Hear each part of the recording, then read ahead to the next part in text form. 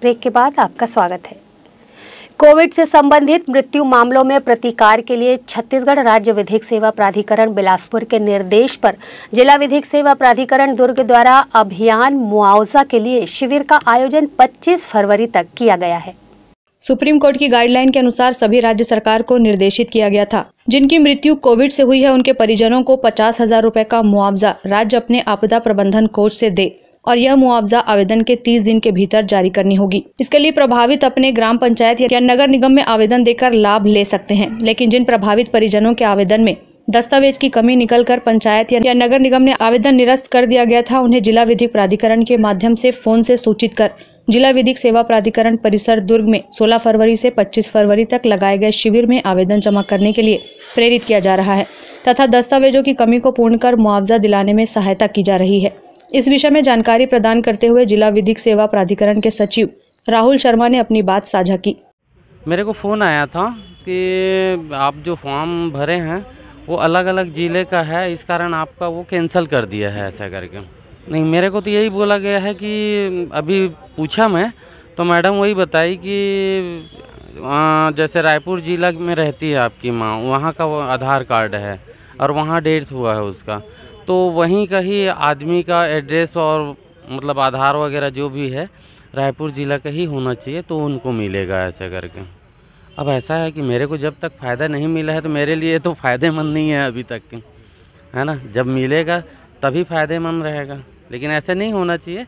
जैसे आधार को सब मान रहे हैं, सब जगह चलेगा बोलते हैं, तो आधार को मान रहे हैं तो उस हिसाब से आदमी को कहीं का भी हो, जैसे छत्तीसगढ़ का तो निवासी है ही ना, उसमें आधार में तो प्रूफ है तो उसको देना चाहिए ना। है तो हमारी ही माता राम, कहीं फ्रॉड वाला काम तो है नहीं। वो आधार से देखेगा तो हमारा पूरा जन्म कुंडली तो देख ही सकते हैं उन लोग, है ना, जिसमें माँ बाप सबका नाम आएगा। इसकी जानकारी नगर निगम से भिलाई से हुई थी। हाँ, इन्होंने मेरे को बताया है कि आपका जो नंबर है 894 है और इसका कारण ये है कि फिर मैंने इनको बताया भाई भिलाई नगर निगम में जब हमने दस्तावेज जब जमा किए थे उस समय जो 4 मांगे थे उन्होंने वो दिए थे हमने, और उन्हें फॉर्म एक्सेप्ट करके नंबर वगैरह सब रजिस्टर में एंट्री कर लिया था। वो बोले थे कि 2-3 महीना लगेगा आने में आपके अकाउंट में। जाने से पता किया तो बोले नहीं आया अभी तक। तो कल अनायास ही फ़ोन आया यहाँ का कि आप राजकुमार शर्मा बोल रहे हैं। बोला हाँ, मैं राजकुमार शर्मा बोल रहा हूँ। तो बोले ऐसा है कि आपका जो था मतलब कोविड के अंदर में भुगतान होने का वो किसी कारणवश रुक गया है, तो कल आप आइए अपना डॉक्यूमेंट लेके यहाँ पे और हम फिर आपको बताएंगे। तो अभी नंबर से निकाले तो उसमें लिखा है कि कोविड से संबंधित दस्तावेज नहीं है।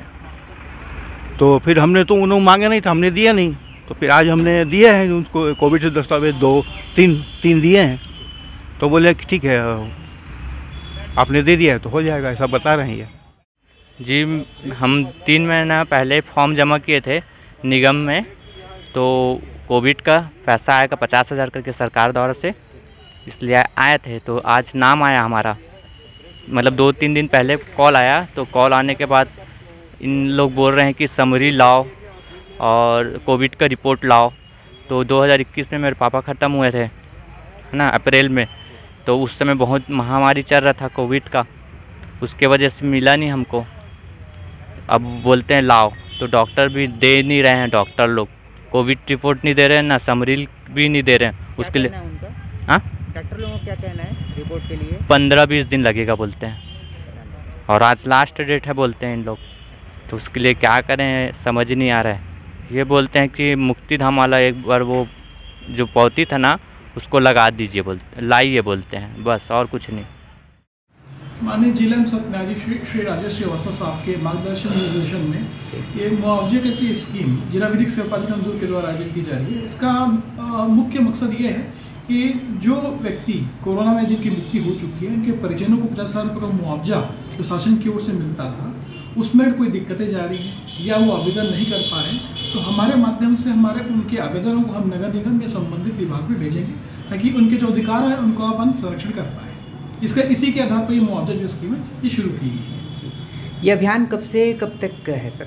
अभी जैसे फर्स्ट फेज में हम लोगों ने 16 तारीख से शुरू किया है और ये अभी 25 तारीख तक रहेगा। तो 25 तारीख तक जितने आवेदन हमारे पास संलग्न हो जाएंगे उसकी सूची बना के हम संबंधित विभाग को भेज देंगे और ताकि उनको जो घूमना पड़ता है वो घूमना ना पड़े और हमारे माध्यम से उनको अधिकारों को संरक्षण हम कर सकें।